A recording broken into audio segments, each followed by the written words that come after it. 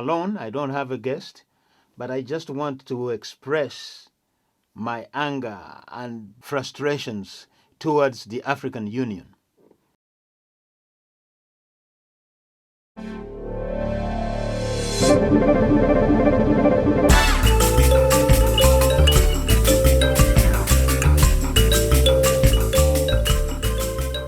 Hello and welcome. I'm a man called Jay. You are watching Africans in London TV, and the topic for today is Conversations for Change. I am alone. I don't have a guest, but I just want to express my anger and frustrations towards the African Union. Now, as you are aware, in Europe right now, Ukraine has taken the airwaves.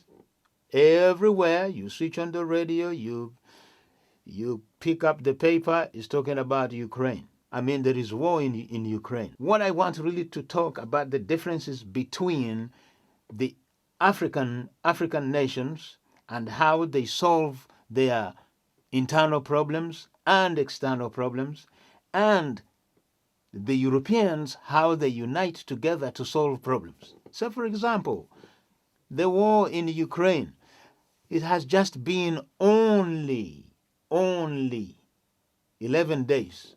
But I can tell you the sanctions are in. Everywhere you look in Germany, basically the European Union except Great Britain. Great Britain is actually acting independently to solve the situation in Ukraine. The Europeans are together. Right.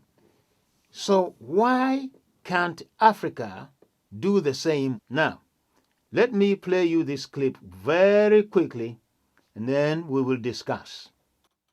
Every day in the chat is just help, please, can you help us out, please, can anybody help? There's parents there, there's children there, and they're trapped there, and it's...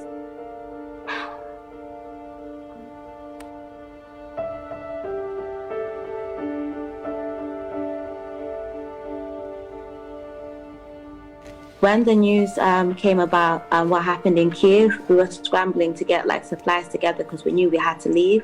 The next day, there were sirens that went off, so we immediately decided to leave. We left everything, and we headed to the border of Romania.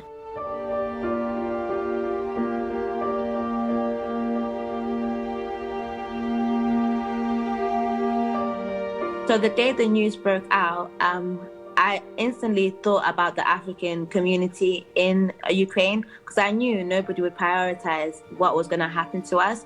So I started creating Telegram chats so that people could communicate and think of ways to get out, and sharing resources on Twitter, along with trying to find my own way out. The students on the ground in Sumy have been raising their concerns with me about what is happening. So far we've been able to find 1,000 students, but there's still some students that we're not in touch with, and the number is growing every single day.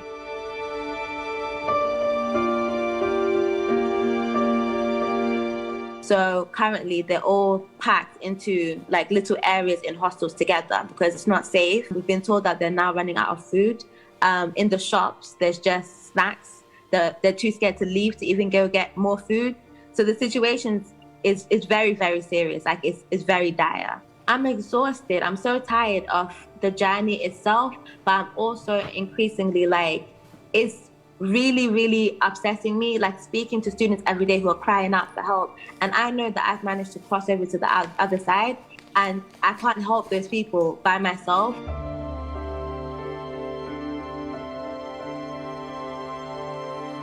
We realized that trying to put the buses together ourselves without any support from any convoy or anybody who can assure their safety out of Sumy, we may be actually putting their lives in danger.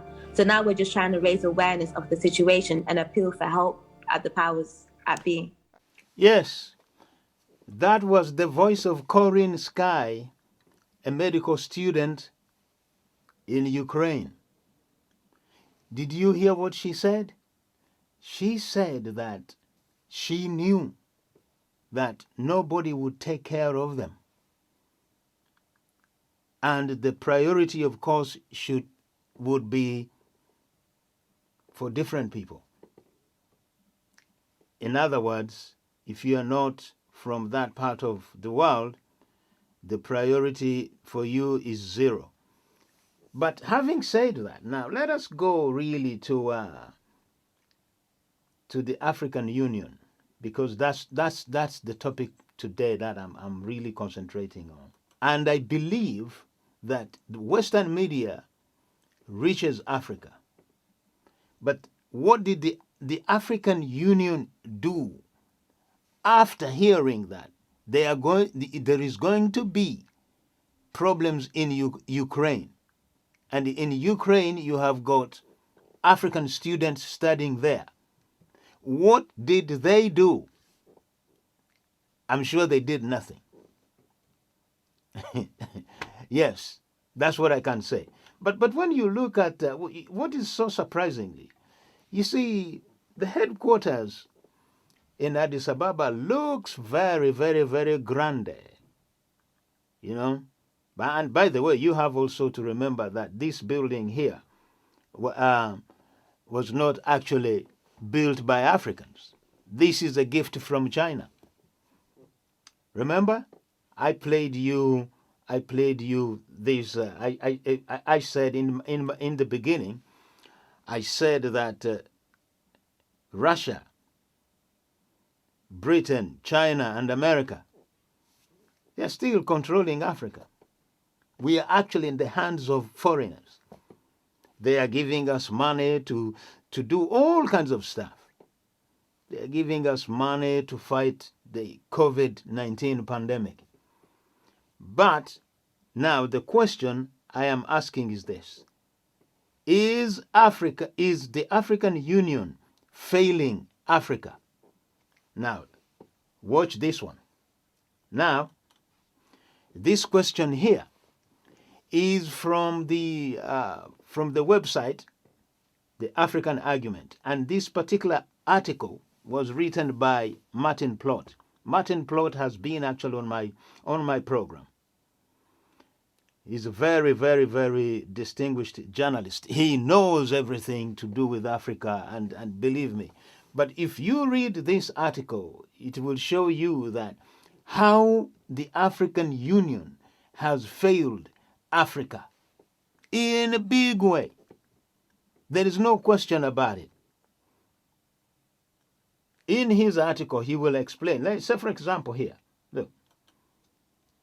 Yes, so he says the United States lavished money on what was described as the African peace and security architecture.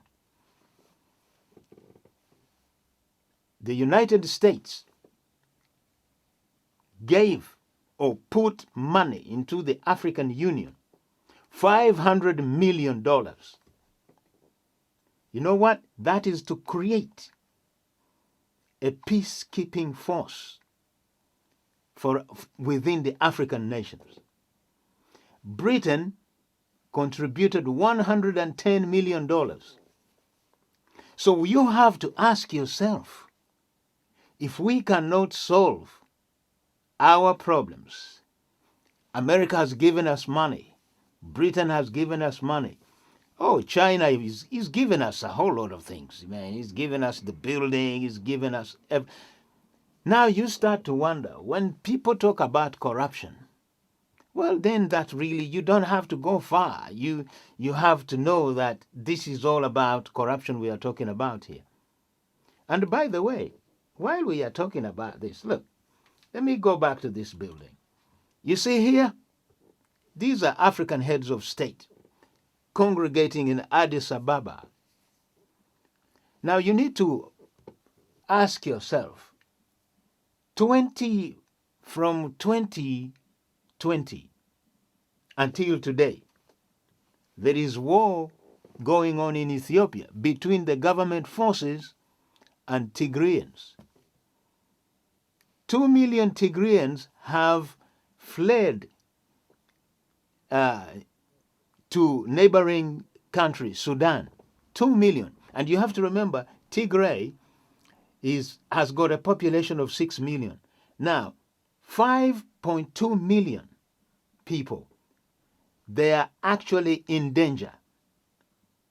No food, no medical assistance. Well, there is nothing there. Everything is completely destroyed. Now, we are hearing Africans talking about standing with Ukraine. Well, man, look, I have no problem with that. You can do what you want to do, or you can support whoever you want to support. But if you cannot support your own, you tell me Ukraine did not come to stand with Ethiopia. Ukraine did not come to stand with Cameroon. Ukraine did not come to stand with Mali. So let me ask this. Are we saying that we are still locked in colonial mentality? Here is another thing. One thing which is disturbing me a lot is this. As you have just heard the voice of Corinne Sky, trying to mobilize people, to get people together so that they can get out of Ukraine, she is talking about African students collectively. You have to remember, there were students from Zimbabwe, students from Zambia, students from Uganda, Kenya, Tanzania, and Nigeria. But the unfortunate thing is this. The Africans are busy actually singling out, like, so for example, I'm hearing that Nigerian students are prohibited, they are not allowed to cross the border. It is not only Nigerian students who are not allowed to cross the border. Now, that kind of thinking and behavior, that's what actually brings this situation of Africans of not being taken seriously, because we are still divided, believe me. No matter how people want to talk about unity, I hear this song, we must unite Africa, we must unite. This is a very simple thing. Look, Africans are having problems in Ukraine, but someone is saying Nigerian students are stuck in Ukraine. How is that? Anyway, look, I don't want to get into that. Now, what I really want to talk about here is this. With the African Union, this is surprising, because I was watching some clips on social media, and I quoted one of the reporters from Nigeria that he was asked that, what is the Nigerian government planning to do about the students, or for the students in Ukraine? The answer from the head of state or from the government was that that Africa must be respected, and everyone has an equal right, or has got equal rights as anyone. So please, treat Nigerians as humans. And that's the end of it. Really? Wow. Yes, of course, everybody is supposed to be treated as a human being. There's no question about that. But one thing that I didn't hear, and I just want to make this clear, where African Union and African leaders are failing Africa. You know, we have got headquarters in Addis Ababa, very grand, built by the Chinese, because we couldn't build it ourselves. If I was one of those African leaders, this is what I would do, regardless where or which country I am a leader of. I would have said, okay, African Union, now let us get together. If you don't have the money, well, you've given the money, you stole it and whatever. Let us charter a plane, get all the African students from Ukraine, bring them to Addis Ababa, that is the center of African Union. Then from there, then the students, they will carry on and go to their respective countries. That's what I would have done. Not just to talk, okay, we have got these equal rights, we have got, yes, we know, equal rights or not equal rights. Yeah? You have to remember, it is Africa's responsibility.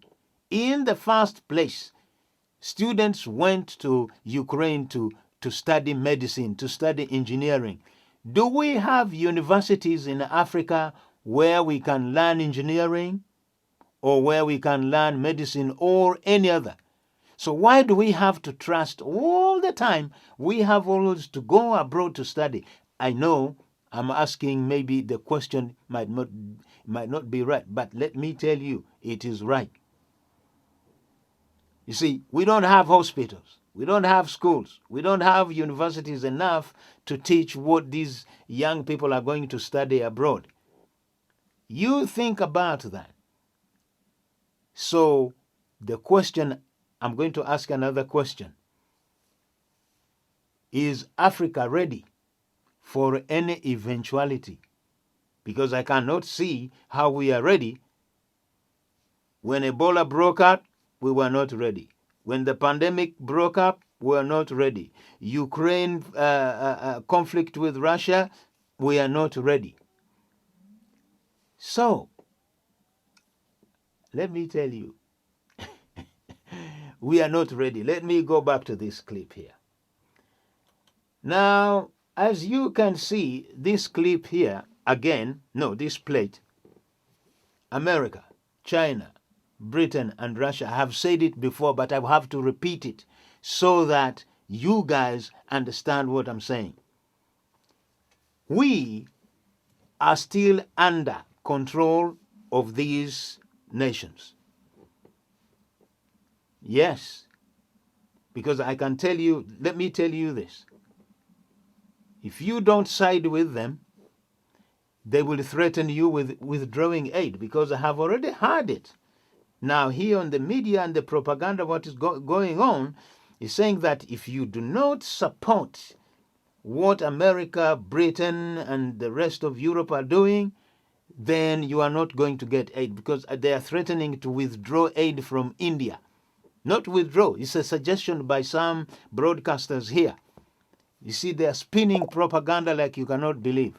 Now I can understand why we cannot move, or why we cannot do our own things. We cannot even make our own decisions. Because America, China, Britain, and Russia, they're still there. So you just imagine, all these four nations, it's another scramble for Africa, but in a different way. Yeah? Now, let me tell you one thing. Yes, it is a scramble for Africa. By the way, I didn't put France, because France has been having challenges. Yeah? Even though some West Africans, they're thinking, oh yeah, man, now we are getting rid of France. Yeah, we are bringing in Russia. It's like, my friend, you are you are jumping from fire to a frying pan. No difference there. So they will blackmail you, or you will be blackmailed. They will tell you, we are not going to give you aid because you are not supporting what we are supporting. We want you to condemn Russia, while Russia is giving you weapons. Listen, we are in catch-22, but we also have to think.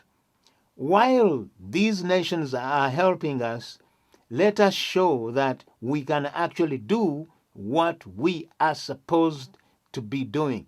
If you are given $500 million to build up a force, a force-keeping unit, you have to remember that money that I mentioned was to recruit about 50,000 soldiers.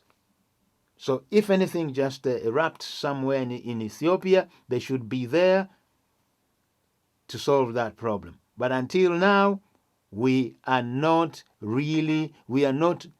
near being independent. We have got flags. You see, we have got flags flying up there, thinking that we are free. I don't think so. There is something there. Well, anyway, I have rambled a lot, 20 minutes. I wanted this, I just want to get it off my chest. So please, if you want to join me in these conversations, well, just send me an email, yeah, or follow me on social media, AIL TV Online. I've got Africans in London TV on Facebook, whereby we have covered a whole lot of issues. We have covered Ethiopia, Mali, Chad, you name it. But some I have been now keeping quiet, just looking at what is really developing. Africa, we are still in big, big, big trouble. And most of all, we haven't woken up yet. Yes, I must say that. We haven't really woken up yet. We might drive nice, huge cars and stuff like that, wear nice suits and stuff like this. Wear them, but also be aware. You cannot tell me that people do not really know what is going on in Ethiopia.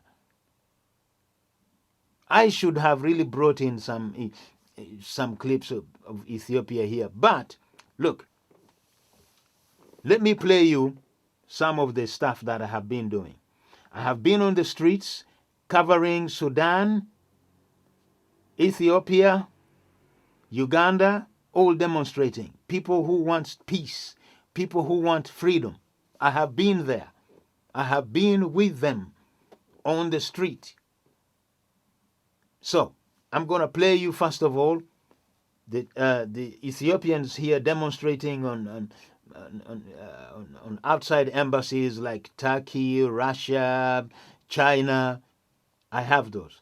And also, I'm going to show you another clip of Ethiopians actually saying, please, the Western media, start reporting properly. Stop propaganda.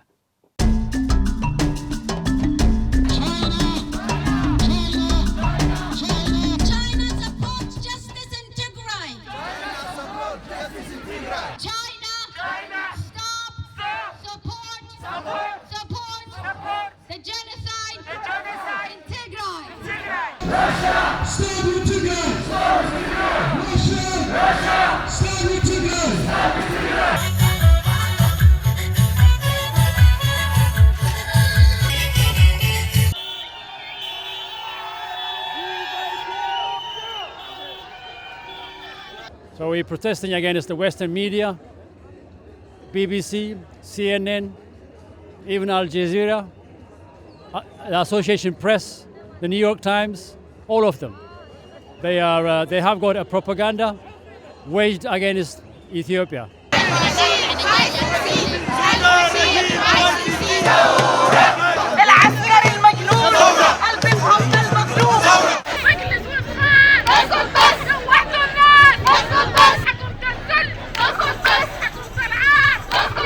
You can see those thousands of Sudanese people from all the city in UK coming to demonstrate in front of Downing Street, demanding the UK government to act again to help to stop the killing.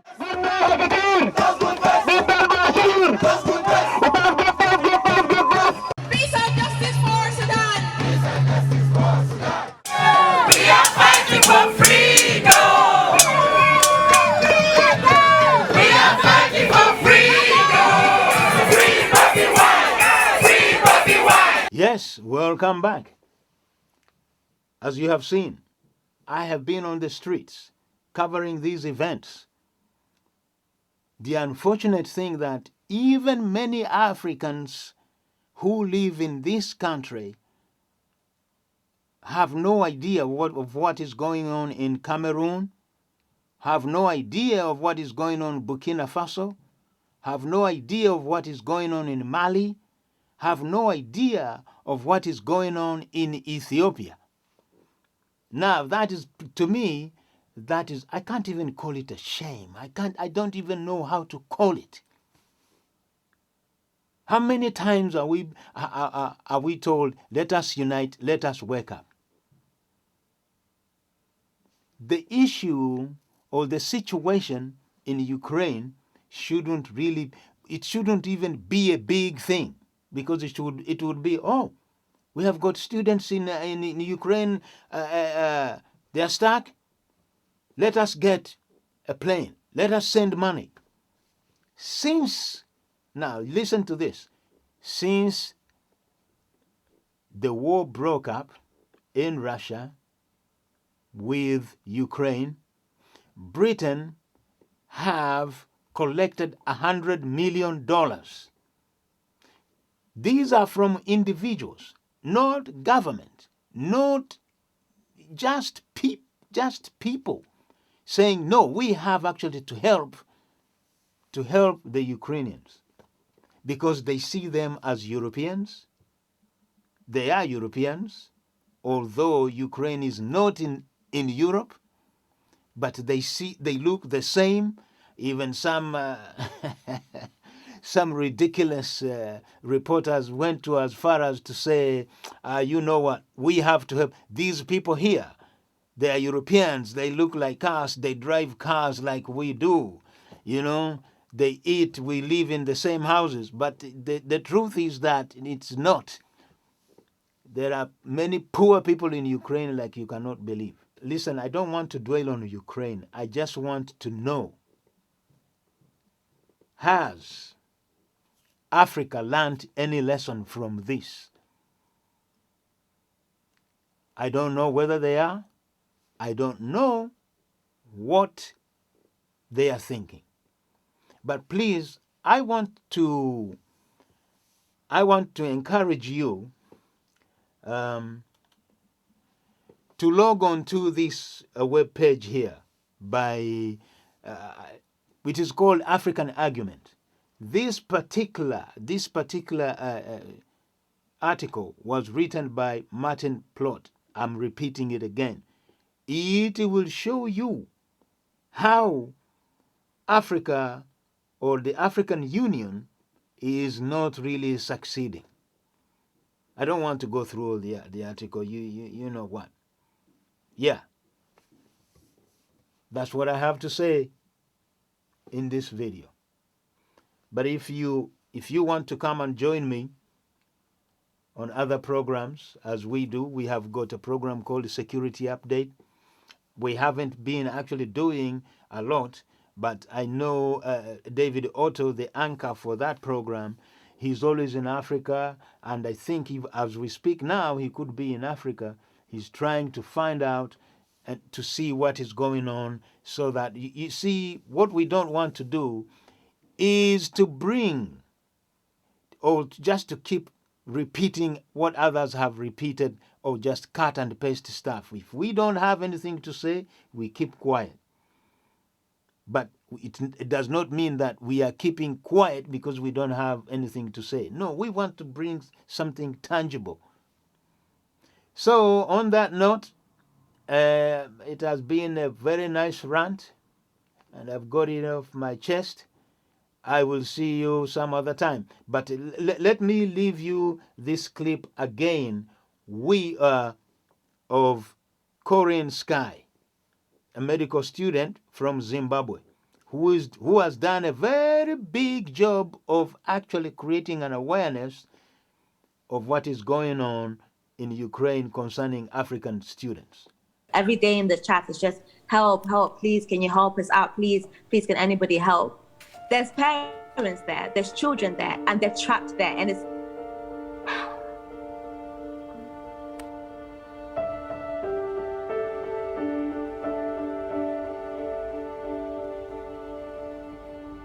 when the news came about what happened in Kiev, we were scrambling to get supplies together because we knew we had to leave. The next day, there were sirens that went off, so we immediately decided to leave. We left everything, and we headed to the border of Romania.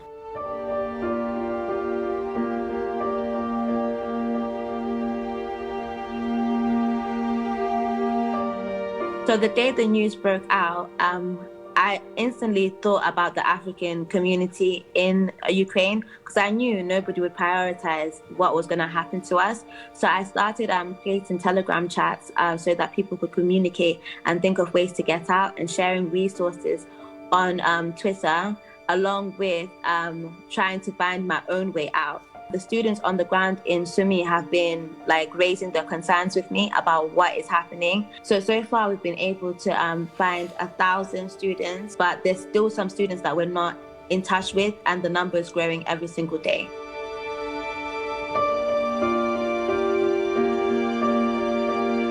So currently they're all packed into little areas in hostels together because it's not safe. We've been told that they're now running out of food.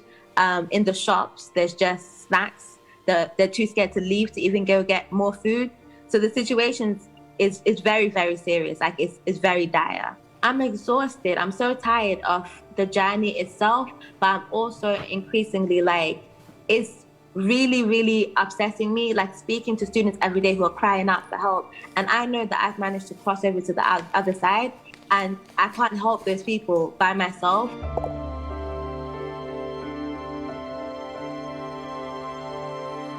We realized that trying to put the buses together ourselves without any support from any convoy or anybody who can assure their safety out of Sumi, we may be actually putting their lives in danger. So now we're just trying to raise awareness of the situation and appeal for help at the powers at be.